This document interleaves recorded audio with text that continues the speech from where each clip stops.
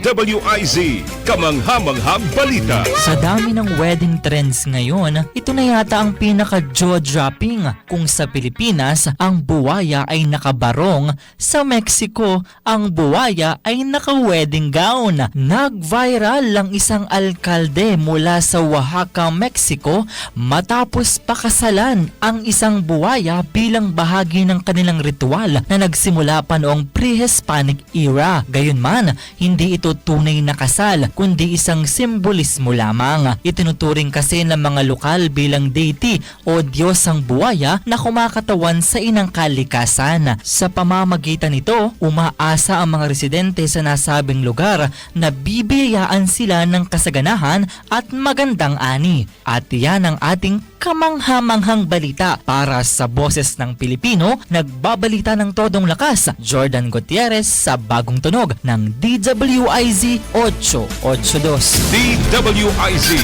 Network News.